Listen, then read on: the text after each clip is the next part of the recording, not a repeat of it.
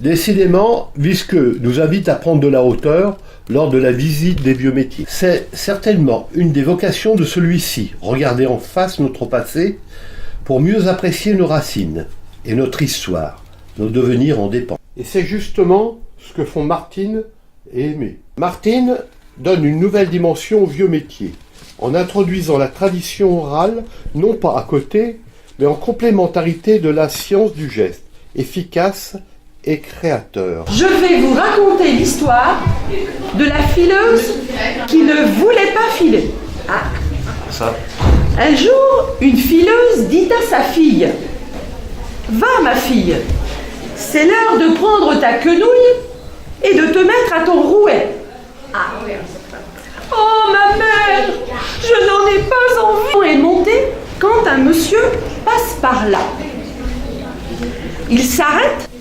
« Voyons, pourquoi n'obéis-tu pas à ta maman ?»« Parce que je déteste filer. Et puis ma mère ne pense qu'à ça.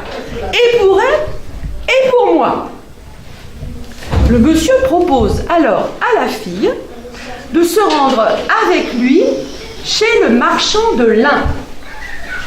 À leur arrivée, il lui dit: « Voilà, si tu tisses tout le lin qui se trouve dans ce magasin, je te promets que tu te marieras bientôt. » Alors là, il faut faire une parenthèse.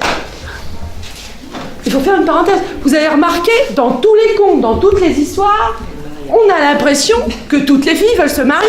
Avec lui, chez le marchand de lin, à leur arrivée, il lui dit: « Voilà, si tu tisses tout le lin qui se trouve dans le magasin, je te promets que tu te marieras bientôt. » Sur ces mots, l'homme s'en va, laissant la jeune fileuse en pleurs. Elle n'aime pas filer. Entre alors dans l'échoppe une femme dont la langue pend sur la lèvre inférieure. Alors là, je suis obligée encore de faire une parenthèse. Parce qu'il faut savoir que pour filer, je pense qu'Anna peut-être peut en témoigner, c'est qu'on filait dès l'enfance, jusqu'à un âge avancé. Et alors, on se trouvait avec des dames qui finissaient, comme on disait à l'époque, estropiés. Par exemple, le pied. Toute leur vie, le pied, il avait pédalé sur le rouet. Ou alors, les doigts déformés. Puisque, comment on fait? Montre-nous comment on fait.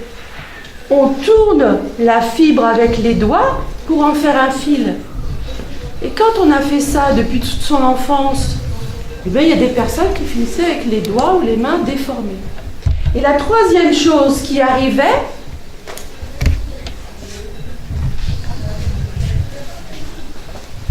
c'était la langue pendante sur la lèvre inférieure, à force d'avoir mouillé les doigts pour tourner plus facilement le fil. Je reviens à mon histoire. Non, parce qu'il faut un décodeur aussi, des fois. Alors, arrive alors dans l'échoppe une femme dont la langue pend sur la lèvre inférieure. Émue par le chagrin de la demoiselle, elle l'interroge. « Qu'as-tu donc, ma fille, à te désoler comme ça ? Si je veux me marier, je dois filer tout le lin qui se trouve en ce magasin, » dit la jeune fille avant de se remettre à pleurer de plus belle. « Ne pleure pas, ma jolie. Écoute, je vais filer à ta place. En remerciement, tu m'inviteras à tes noces. » lui propose la femme à la langue pendante. Bien sûr, la fileuse accepte avec joie. Pensez bien, la belle aubaine. Et voilà que la femme à la langue pendante, au lieu de se mettre à la quenouille et au rouet, disparaît, tandis que le lin se file par ses propres moyens. Oui, tout seul.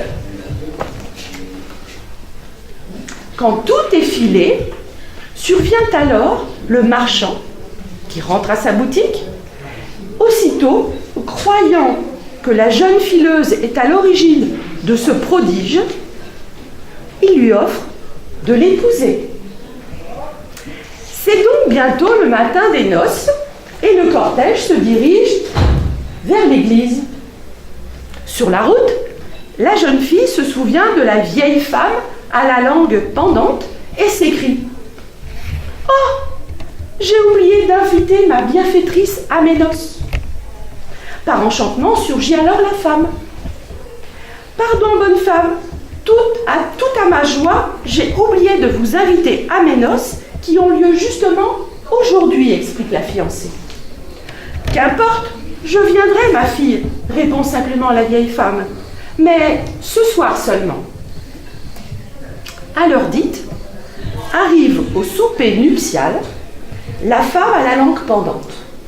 La mariée déclare alors « Mes amis, je vous présente ma tante. » Et voyant que les convives regardent la vieille d'un air dégoûté, elle ajoute « Faites-lui bon accueil, car je l'aime beaucoup. » À la fin du dîner, à l'un des invités qui s'étonnait de sa vilaine figure, la femme à la langue pendante répond « Si je suis si vilaine, c'est à force d'avoir mouillé le fil toute ma vie durant en filant. » « Ah !» s'exclame le nouvel époux en entendant cela.